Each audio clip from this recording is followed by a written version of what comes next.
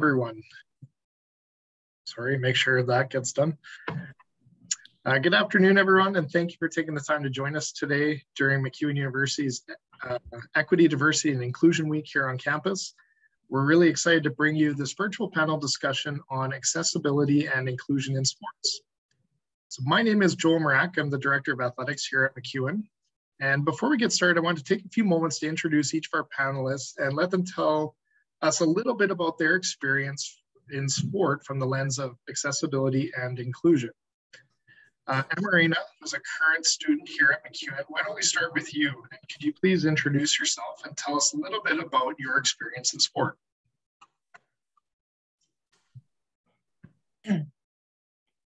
Absolutely.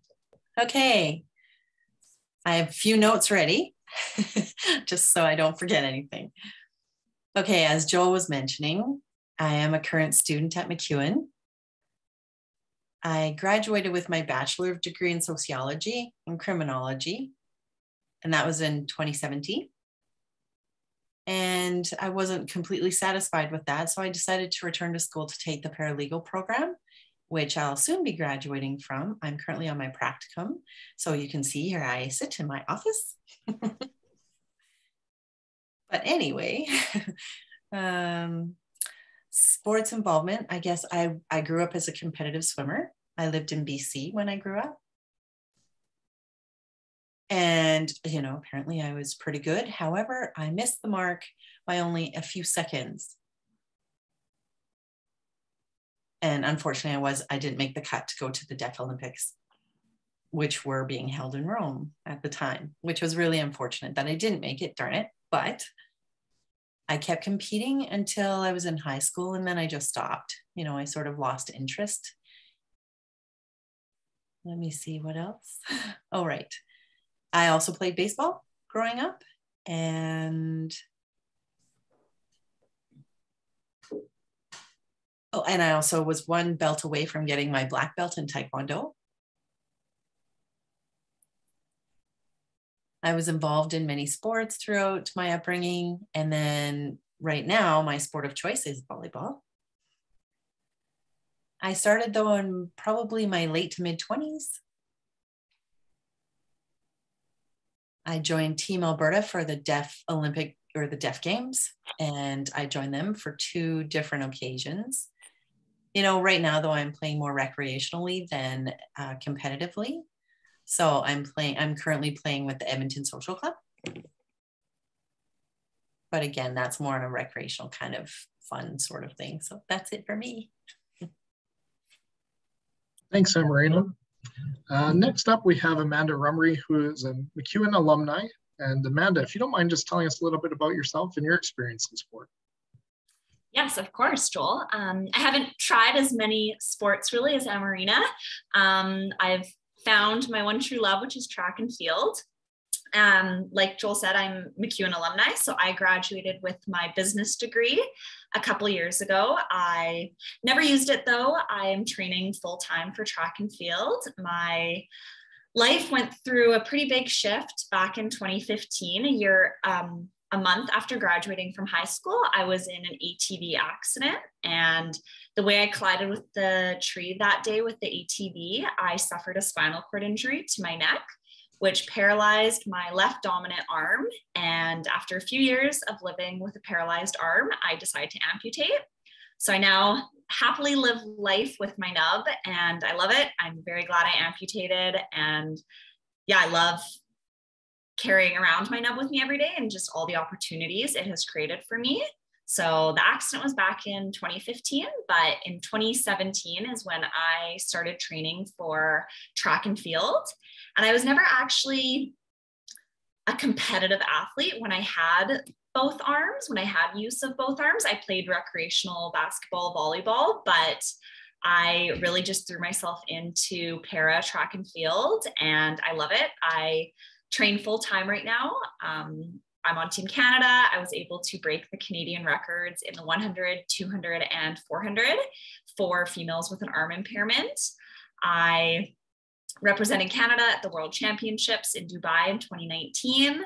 I didn't qualify for the Tokyo Paralympics this past summer, but I was really close and I had a really great season in 2021. I ran quite a few personal bests in the 400 meter and I reached my goal of running sub 60 seconds. And yeah, that's kind of where I'm at with track right now and what the past few years have looked like for me. And yeah, I'm excited to speak to you all today. I think I have a unique perspective because I did live majority of my life as an able-bodied individual, and now I have a physical disability. I also participated in sports before and after my accident. So yeah, I'm excited for the panel discussion today. Awesome. Thank you very much for joining us, Amanda. And finally, we have Nicole Ban, who is a current associate coach of the Griffins women's volleyball team and head coach of the Team Canada women's sitting volleyball team. So maybe I'll turn it over to Nicole, if you don't mind just telling us a little bit about yourself. And, For sure. Hi, everyone. I'm also MacEwan alumni. So my background in sport is playing a variety of sports growing up, literally pretty much everything. But now I've moved pretty much solely into volleyball. So I played volleyball at MacEwan for 2 years before transferring and playing U Sport volleyball in Brandon. Returned back to MacEwan after that. Actually, I played a season of pro as well. Injuries kind of got in the way, but I returned back to MacEwan after that and was coaching before I did my Master of Coaching at the University of Alberta, coached there with them, and then came back to MacEwan again, of course, where I'm now coaching. But during my master's, I got into coaching sitting volleyball. So I now coach with Team Canada sitting volleyball, as Joel mentioned. And I have been to 2 Paralympic Games with that team in 2016 to the Rio Games, and then just recently in 2021 to the Tokyo Games. So I have about 7 years of background playing, playing at a higher level of volleyball, and then about 7 years of coaching sitting volleyball. So it's been a whirlwind for me, learning a new version of volleyball, obviously, and we'll talk more about it, but it's really exciting. And I'm excited to be here and chat with you all about my experiences through parasport. Thank you, Nicole. As well, we have Jody Morrison here to provide the sign language interpretation for today's discussion as well. So you'll hear Jody speaking and then doing some interpretation for Amarina. Now, I want to give a little bit of history here with Amarina. So my background is in coaching volleyball, and a number of years ago, I was hired as the head coach of the Team Alberta women's deaf volleyball team that Amarina was a part of. And I hope you remember this, Amarina, but I always wanted to ask you and the team, I guess, your first impression when I walked into the gym at the Alberta School for the Deaf on that first day of practice with you and the team. What was that first impression? What did that look like when I just came strolling in that day as your new coach?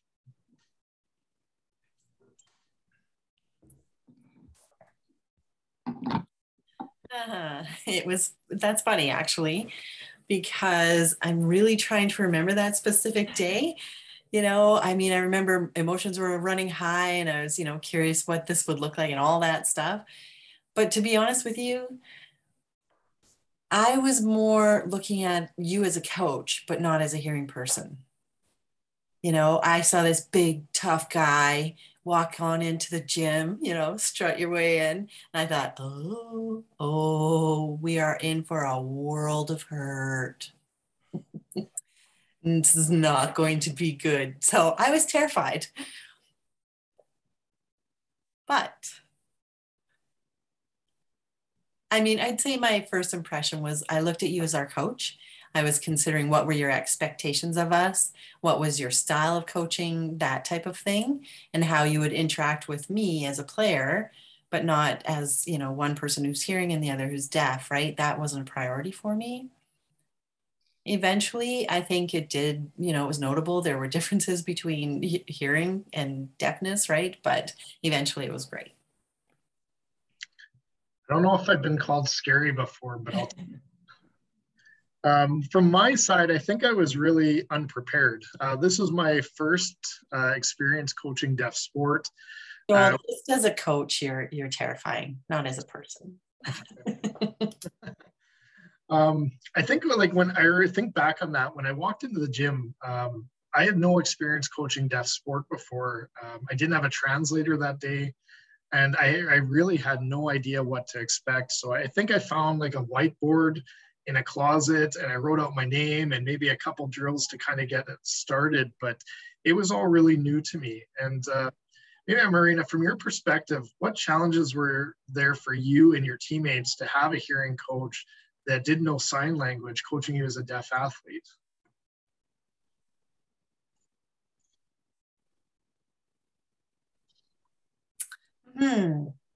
I did make a few notes again, like I shared. 1 second. I just need to go back to them. So to be honest with you, you know, I don't remember that whiteboard actually at all, but I do know you, I remember you as a very open person. You were open, you were willing, you were engaging, and you interacted with us and learned how to communicate with us. And I think maybe if I look back at you, probably did have a whiteboard, but again, I was so terrified, I don't remember. Just being honest. But I was also thinking, you know, I was imagining the challenges for you as a coach, and maybe I was wrong, but for you to look at a team, you know, I mean, when you looked at me, I was possibly the most difficult player. I think I was the one who challenged you a lot. I tried to have some fun with you and play with you, right? But, you know, maybe I didn't take it all terribly seriously. But then I was thinking, from your perspective, you probably thought, I can't even yell at her because she can't hear me. And here I am, enjoying it. But yeah, I think eventually we learn just differences in communication styles. One of the important things, I think, especially for us as a team, well, I should only speak for myself. I remember that we all felt very impressed at your willingness. Like, that was the key thing for all of us. The level of willingness, it actually was what created the respect we had for you. You know, I mean, we just kept going, and you tried different things and you worked with us, and some things weren't successful, right? You know, that didn't work, but we didn't fall apart at all as a team.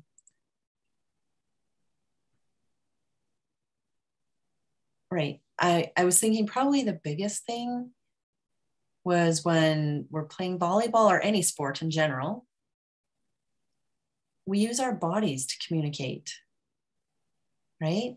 I mean, setting, do this, do that. We show and demonstrate. You show how to set or how to, you know, spike the ball, right? We use our bodies. We don't need language. So that was one thing I really love. That is one thing I really love about sports, is that you're actually able to use our bodies to demonstrate and to show movements. We don't need to use English or sign language. So I think that's great. And one last thing. For you as a coach, the first time you entered the gym, yes, I remember thinking, oh boy, and wondering how you felt. As a deaf player, I've always been part of a hearing team. I've always had a hearing coach. Sorry. I've always gotten used to that. And so to me, it was really nothing new. You know what I mean?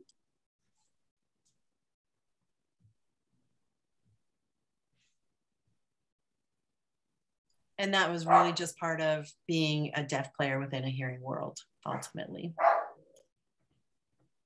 So that's great. Yeah, I do remember the communication challenges for both the team and myself to figure out, but the end result was fantastic, with Team Alberta winning a gold medal at the Canada Deaf Games here. And I mean, I was always grateful to you and the other athletes who took the time to sit there at banquets or on planes or wherever we were traveling to between Team Alberta and Team Canada, teaching me sign language as we went and trying to figure out how to better communicate. So I always appreciated that. But we do have another coach here on the panel, Nicole Ban. She also coaches a number of Paralympic athletes. And Nicole, I want to know, what's your approach to understanding the perspectives of coaching athletes with physical disability?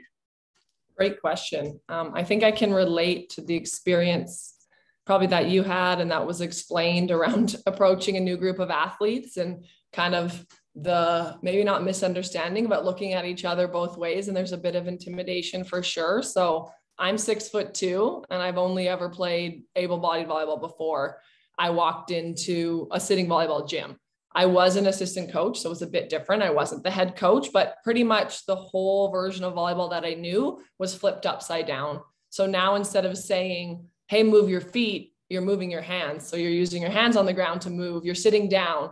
So right away, I learned that a lot of what I knew about volleyball needed to change. But the way that I approach coaching is all about relationships. So it's about creating relationships with athletes one-on-one. And by doing that, I have been able to understand that each person on my team is unique, not only in the way that their body looks. So most of the athletes that I coach in sitting volleyball are amputees, so different amputations, but they're unique in that way, in the way that they approach sport as well. So by creating relationships, we were able to have conversations, and I was able to ask a lot of questions.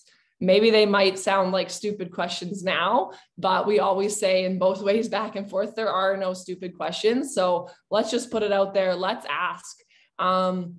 I now have played sitting volleyball for the whole 7 years. I essentially sat down. I was like, all right, how do you do this? How do you play this sport? How can I transfer the skills that I know in the indoor game of volleyball to now sitting on your butt and playing volleyball? By no means am I ever imitating my athletes' disabilities, but I'll ask them, hey, can I move the way that you move? I'm only going to use my right leg here, or I'm only going to use my left arm when I'm blocking, etc. So I'm learning just like they are. And my athletes often get this question in interviews: how does your coach even know how your body moves through time and space? Or how do they coach you as a Paralympic athlete? And they laugh because they're like, actually, I think she knows my body better than I do. So I'm a very visual learner. I don't have a notebook with secrets on what my athletes look like. I'm a visual learner, and I'm able to think about the way that they move, whether they're missing their right leg below the knee or their left leg above the knee, and then put that into volleyball, sit down, try it myself, and let's see how I can coach and how I can approach them. So I'd say the main message there is I approach each athlete uniquely and differently. And we really celebrate that on our team. And then we put the pieces of the puzzle together, and there's 6 athletes on the court at a time. And it has worked for us. We have been successful, but obviously I still have a lot to learn. So asking a lot of questions is the way that I really approach it. Right. I want to change topics a little bit here and maybe ask Amanda a couple questions. So you had this ATV accident that resulted in the loss of your arm, and this created a fairly dramatic change in the direction you thought your life would take and how you interacted with the world around you. You've moved on to achieve excellence now in track and field. And what do you think were and are the biggest barriers that you have faced accessing sports since that change in your life? There's definitely been barriers. I think the first question people always ask me is, oh, how hard was it to learn to run with one arm? But being that I wasn't a track and field athlete when I had use of both of my arms, it actually made the transition to being a para track and field athlete, I think, a lot easier, because running with one arm, going to the weight room with one arm, using starting blocks, getting a good stride, all of that, I only ever learned how to do after my accident when I had one arm. So there's definitely still things that we had to learn. And I have a para-specific coach, Megan Chizelsky, who coaches me out of the Stedward Center at the University of Alberta in the Butterdome. And so she's great at modifying and adapting workouts for me in certain exercises. But I'm actually grateful in some sense that I got into track and field after my accident, and my transition was actually, quite easy. But in the sense of barriers when accessing sport, I think one of the first things I experienced, a hindrance, was the fact that there wasn't a para track and field club in Edmonton right after my accident. So I remember researching on Canadian Paralympic Committee's website what clubs were available in Edmonton, and there was a couple sports available for people in a wheelchair, or sitting volleyball, or I remember downhill skiing was one of them, wheelchair rugby, clubs like that, but there wasn't any clubs for a female or a male with a arm impairment. So that was a little frustrating at first. And then I remember I just kept checking back on the Canadian Paralympic Committee's website. And then all of a sudden in September of 2017, so about 2 years after my accident, there was a para track club. And for me, I really needed that para track club because I wasn't a track athlete before. I personally wouldn't have had the confidence to just walk into the Butterdome and start training with University of Alberta varsity athletes. I didn't know what I was doing. I wasn't good at the start. So for me, a para club that was adapted was really important for me. And then I think the second barrier I wanted to talk about for accessing sport is the fact that a lot of people with disabilities or a lot of people in the community don't actually know that para sport exists. So we've seen this come about a lot. I've seen it with a lot of my teammates in para track and field who only find out that they can participate in para sport at the age of 18 or 20 years old. So their whole childhood, they didn't know that para sport exists. And I don't know why I always knew about it. Like as soon as I paralyzed my arm, I was like, oh, maybe one day I'll go to the Paralympics. And maybe it's because in our mind, we associate the Paralympics with leg amputees, arm amputees, and wheelchair athletes. But for people with cerebral palsy, MS, intellectual impairments, there actually is an intellectual impairment in the Paralympics, visual impairment, people with short stature. There's so many different disabilities that aren't as well known. So I think Canada as a whole needs to start attracting these people at the grassroots levels and having childhood recreational para sport being made more accessible and more well known. Yeah, I agree. I think that awareness piece is really, really important. So in the same vein, how do you challenge some of the stereotypes and promote the sensitivity and inclusion piece with that? Yeah, as a female para athlete, there's definitely stereotypes that I've experienced, but I think that I challenge that by just being the absolute best athlete I can be and fully committing myself to my training. I know without a doubt in my mind that I train just as hard as any other able-bodied athlete, if not harder, because I'm constantly needing to find adaptations and different exercises that work for me. So I think just knowing how hard I work and the fact that I don't make excuses for myself goes to show how legit para sport is and how hard these athletes truly work. And to promote inclusion, I'm really happy to be a part of the Stedward Center Para Athletics Club because we have the most wide range of athletes participating. We have me on one end of the spectrum who hopes to represent Canada at the Paralympics one day. And then we have athletes who come out once to twice a week solely just for fun, to run around the track a few times. And they are out there not to compete at the Paralympics, but they are out there just to have fun. And I think that that's really, really important that they have that outlet, that sporting organization for them, because not every kid or not every individual that has a disability needs to have a goal of making it to the Paralympics. I think that that's unrealistic and they don't need to have that goal, because on the flip side, on the able-bodied side, when you think about the number of little kids, little boys and girls that play soccer or do gymnastics and they do it for fun, they don't have dreams, they know it's not maybe realistic that they're going to make Team Canada one day. So I think having that opportunity and those same recreational outlets and para clubs for people with disabilities is really important so that they can benefit from being physically active. And maybe a question for Amarena in the same, along the same lines here. What have you been able to do to champion diversity in sport to help build awareness around it?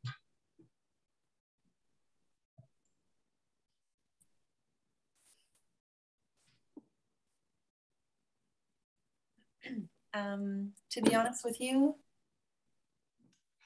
I think just being in the sport itself creates awareness. Like, sometimes you don't need to yell it out, right? Sometimes you just need to show up and have people see me, kind of idea, right? And think, oh yeah, she's there and she's there to stay. Right? And that's kind of it. I do struggle with the concept of sort of championing diversity in sport. I mean, really, all I want to do is play volleyball. I love volleyball. I just want to play. And some days I think, oh, it's just, is it too much to ask to just be able to play? Right? Every time, do I have to explain? Do I have to ask? Do I have to advocate?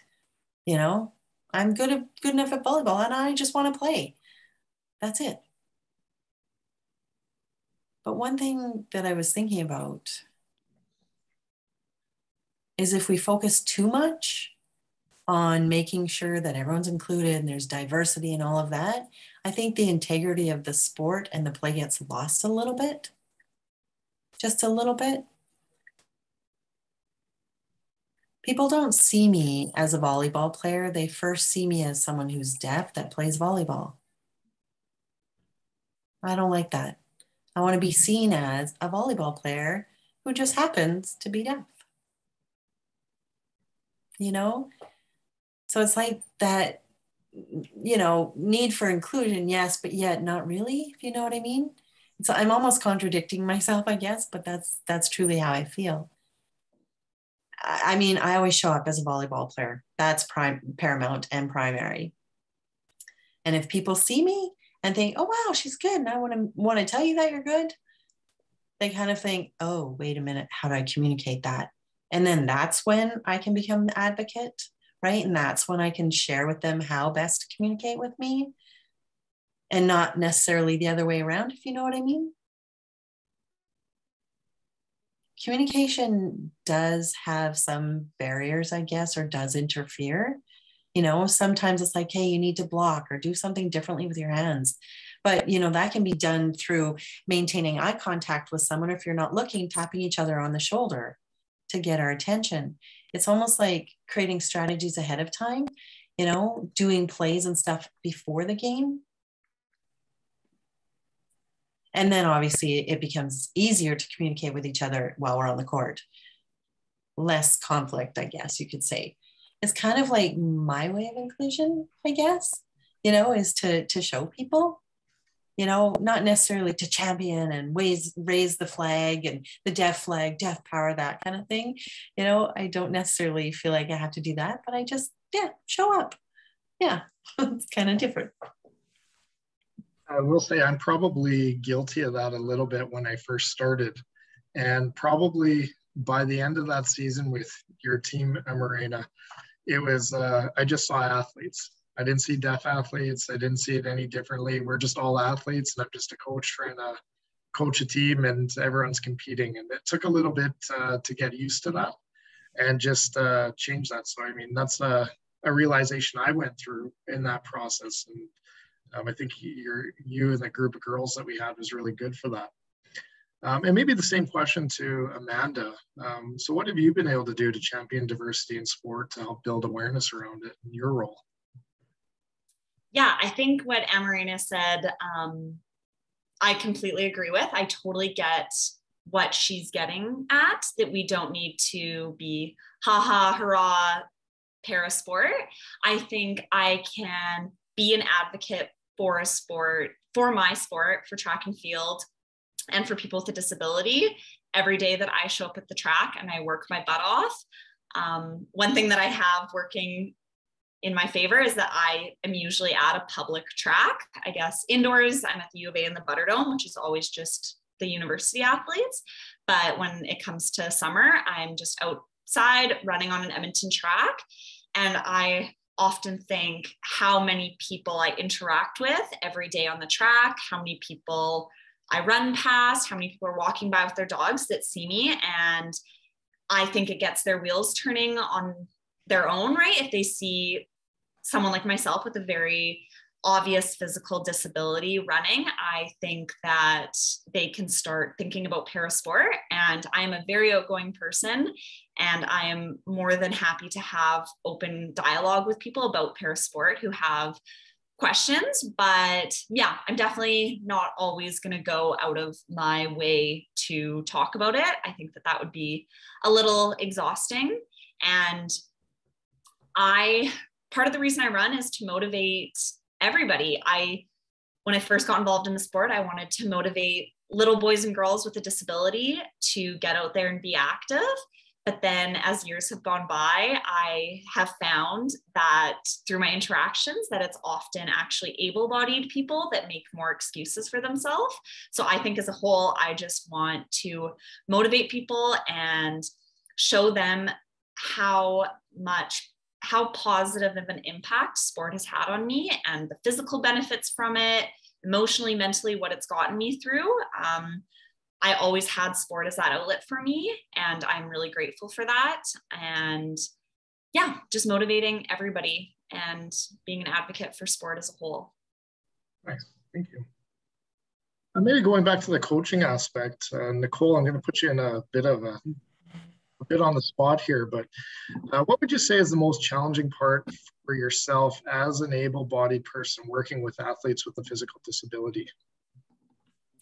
Yeah, great question. I think I kind of touched on this already, and the answer is a bit two-part here, but there's lots of different bodies that play sitting volleyball and really play parasport. We celebrate that, but you take a sport that's already very difficult and very technical in volleyball, and a lot of coaches and a lot of people will say it's a game of errors that has to end with someone either earning a point or the opponent not getting a point. And now you say, okay, let's sit down. Let's make the court smaller. Let's make the net lower. And now the game is played at least 1.5 to 3 times faster than the version that you play on your feet with all your limbs.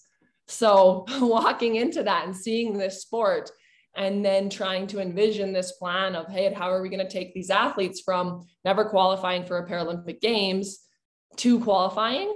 Of course, you got to take it one step at a time. But that was the first kind of big eye opener to me that, wow, this is going to be difficult. But then also by sitting down, by playing, by having those conversations with the athletes about how can they best move, how can they best play this sport, you understand that it truly is unique and it's exciting, and you can push the game and you can push the pace. So for me, that's kind of the first part to the answer of how difficult it is as an able-bodied person walking into a world with people that look very different, but also think very different. And the second part is, as an able-bodied person, I'm not always aware of all of the challenges that the athletes face just to access sitting volleyball. So to get into a facility, there aren't sitting volleyball courts everywhere. People probably haven't even seen our sport. When you show up and there's no accessible parking, for example, for athletes to get into the gym, to the spaces, I don't always think of this. Or, oh, the water fountain is 500 meters away. The bathrooms are 500 meters away. And I'm just thinking, okay, let's go. We show up to an event or we show up to something. And I'm like, oh my goodness, we planned half an hour to get ready for practice and it's 40 minutes and we're not ready. Whatever that might be. For me at first as a coach, you're kind of a perfectionist, type A person trying to get things going. I've had to learn and I've had to adjust. But I also think it's challenged me to kind of challenge the ableist world that we do live in and say, hey, this isn't good enough. We need things to be a bit more accessible for our athletes. We need these to be provided for us to train in these spaces. And so it's a bit of going both ways with that. But I've definitely learned a lot about time management with our athletes. I think we've met halfway. We've met in the middle somewhere. So we definitely can get ready for our sessions in a quicker amount of time than when I started. But we've made adjustments to make it easier for our athletes. Just to highlight for people that don't know, in our sport, you take your prosthetics off. So sitting volleyball is played with lower limb amputees taking their legs off. So it's not easy for me to say, hey, go shag all these balls jumping and running around the gym or go get water when you don't have your prosthetic on. So that's what I'm meaning about this learning curve and understanding that it takes a little bit of adjustment from the planning on my end. And I think it's more so the people with 2 legs are getting up and shagging, but we've met in the middle and things work quite well. I think I understand how to run a sitting volleyball practice a lot better now. Yeah, I can definitely relate to having to rethink the way you do things to come up with the right answers, but thankfully you got there with the sitting team. Yeah. What would you say your most gratifying experience was with the sitting team so far? Yeah, that's another great question. I'm not sure how many people are aware of this, but at the Paralympics versus the Olympics, everyone who knows what the Olympics are, everyone tunes in the summer or the winter. I mean, we just had a winter games and they watch pretty much all of the Olympics. They're excited. They're celebrating Team Canada. It's on CBC Gem. It's on CBC all day, every day. Then the Paralympics come around about a month later and, well, you're trying to find the Paralympics on TV. And it is getting better. We can celebrate that, but it's definitely nowhere near where it needs to be. So in Rio, when we went, we had one game televised. Yay, our friends at home got to watch us play for 7th, 8th place. Exciting, but for us, all right, we want it to be better. We show up to Tokyo and we think, wow, all of our games are going to be on TV. That wasn't the case again. So we didn't have our first 3 matches broadcast, and we essentially took to social media and we said, this isn't good enough. We know the Olympics were broadcasted. We know that everyone could watch all the volleyball they wanted in Canada, but now our friends and family who can't come to Tokyo because of the pandemic can't even watch. So we didn't really ask for permission. We just went and did it. We posted to social media. We emailed OBS, which is the Olympic Broadcasting Services, and said, hey, why aren't we on TV? We got our friends, we got our family. The Canadian Paralympic Committee and the Canadian Broadcasting Company stood up. They represented us, they supported us, and we ended up getting all of our games broadcasted. We were the only country that got that. So Canada really stepped up for us. So the other countries in sitting volleyball didn't get that, but that was really amazing to be a part of. And I'd say we won before we even slid out on the court. That was such an accomplishment for us. And now when we show up in Paris, we haven't qualified yet, but when we show up in Paris, we're going to be pushing before those games to have every Paralympic sport on TV. The world needs to see what these athletes are doing. And like both of these panelists have said, it gives an opportunity for people who are different, for people who have disabilities to see someone like them and set those goals, but also for able-bodied people to say, wow, there's a games that happens a month later. And aside of that, there's a deaf Olympics. How many people know about that? We need to show that. We need to highlight it. And so for me, that's been really exciting and something that I'm proud to be a part of. Awesome. Maybe for Amanda, we know that adaptive sports and inclusive sports are not the same things. True Sport, a Canadian organization here, it's dedicated to the notion of good sport can make a great difference, makes a point that adaptive sport refers to changes made to a sport through specialized equipment, rule changes, other adaptations that allow an athlete with a disability to participate. While inclusive sports refer to programs that have athletes with disabilities participate directly alongside athletes without disabilities. What are your thoughts on this? Yeah, that's a good question, Joel. And I encourage Nicole and Amarina to speak after me if they want, if I don't cover everything or speak to everything properly. These are my thoughts on this, but I think that there's a place for both adaptive and inclusive sport in regards to para sport. And I think that at the end of the day, they're both inclusive, or they both are creating sporting opportunities for people with this physical or mental disabilities, mental impairments. And I believe that that's really important. And I think that for certain disabilities, adaptive sport, having specialized equipment, having adaptations made is necessary for them to participate, so that therefore they're going to require adaptive sport. And you can't simply host a soccer game or have a community dance class and call it inclusive and it necessarily actually be an inclusive sporting event, because there's so many people with disabilities out there that won't be able to actually join the soccer game or join the dance class. And I spoke to it earlier, but being that I never did track and field before I was an arm amputee, I needed an adapted sports club. I'm very grateful for the Steadward Center and having a para-specific coach who has so much knowledge and education on para track and para athletics. And when there's not an exercise I can do in the gym, she knows of one that targets the same muscle groups that is different that I can do. And I'm really grateful for that.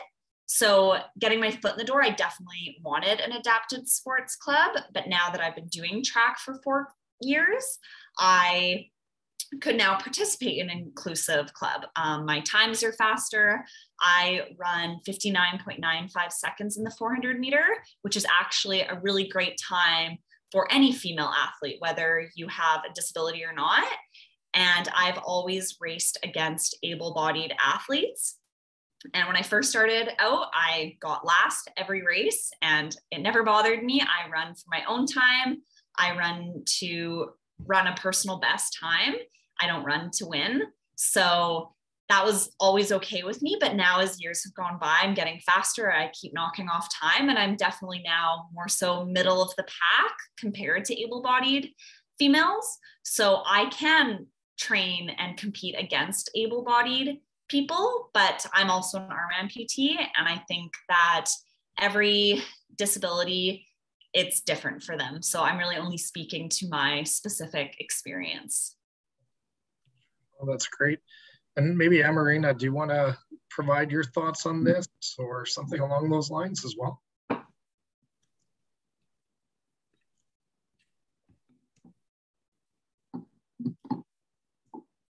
I agree with what you were just saying. Absolutely. To call yourself inclusive, that's really tricky. You know, what's inclusive for one group, like you mentioned already, is not inclusive for someone else.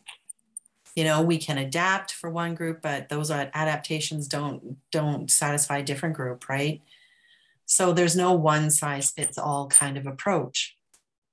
So that word inclusive, for me, at least, I feel that it doesn't really cover everything. Because to be inclusive, it means really you're targeting only one so-called problem and you're trying to fix it, right? And it's only one thing to be fixed or to adapt or modify. It's one issue. For example, obviously me being deaf, to play in sports like on the volleyball team, we had to hire interpreters. That's inclusivity, yes, but it leaves out those who are hard of hearing, those who maybe don't take in a visual language or don't understand it enough, or maybe they struggle with lip reading. What about them? Is that really inclusive for them? Not necessarily, right? So it's a bit tricky. I think the word intersectionality is maybe more appropriate or more fitting, because then there are so many layers all considered. Everything is considered. And in every area of everyone's lives, all of them are considered. It could be someone who might have any form of a disability, including deafness, a physical disability, any kind of disability, whether the person be male, female, whatever gender, it's irrelevant. Everyone is considered. I think that's a more intersectional environment, sporting environment, can include and incorporate more people.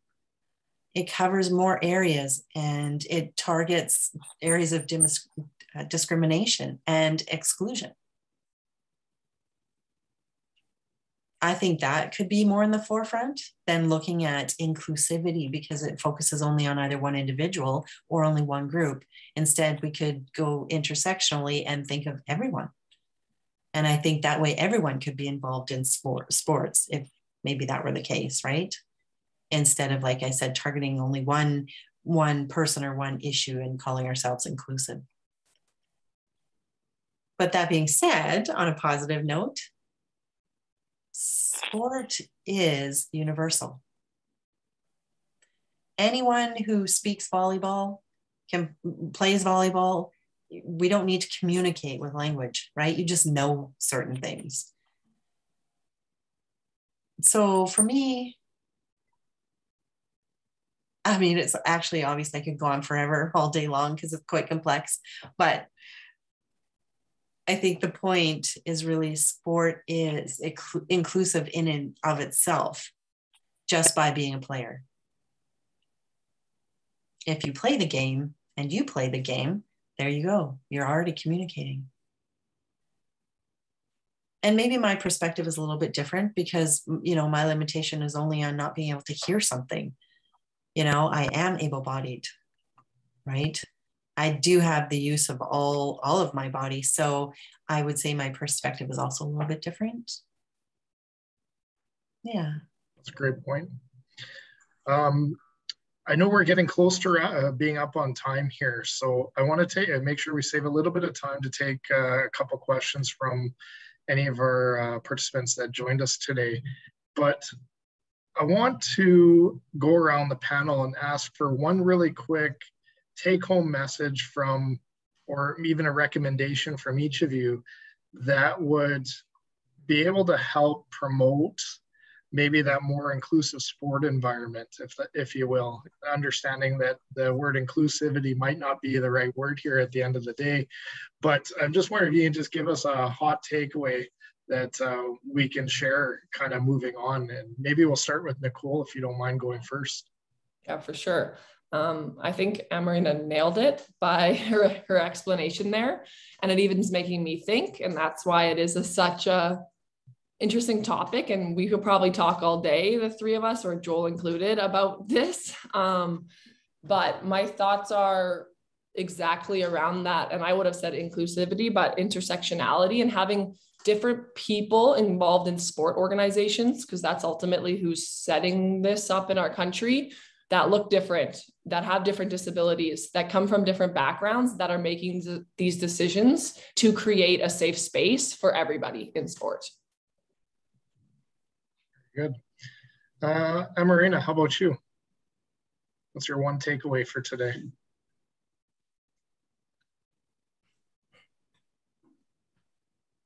Attitude. I think it's all about attitude. How do you walk into the gym with that positivity and, you know, that go get 'em kind of attitude? You can achieve anything. You know, coaches, players, fans, refs, everyone, I would say it relates to attitude. The coach is on the bench, right? You know, but if they have a background in the sport, then they would have the attitude. Do you know what I mean? It's kind of one of those situations where you're either in or you're out. There's no in between. Yeah, there's no in between. So you just need to have a positive attitude. I think that's priority. Very good. And finally, Amanda, we'll end with you. What's your one takeaway from today that you want to share with us? Okay, I have two quick ones, but my first one would be just to remember that not all disabilities are visible to the human eye. I think that that's really important. I have a very physical disability and it's the first thing people notice about me, but that doesn't make it any more important or that I require different adaptations than the person next to me. So you just never know. And my second thing would be to always ask questions. Nicole said it earlier that there isn't any stupid questions. Of course, maybe don't overstep with your questions, but I think questions are really important to better understand your teammates, your competitors, fellow athletes, and just understand what their limitations are, so that they feel comfortable and that it's a welcoming environment for all. I think questions can really benefit everyone involved. Awesome. Well, I really want to thank Amanda, Amarina, and Nicole for joining us today, sharing a little bit about your experiences in sport, and also for providing us with such rich and helpful information about your experiences through the lens of inclusivity in sports. Thank you so much for making the time today. So we left a couple minutes here for questions, if there is any from the audience. I don't know if anyone does have any questions, but we got a couple minutes here we can spend doing that.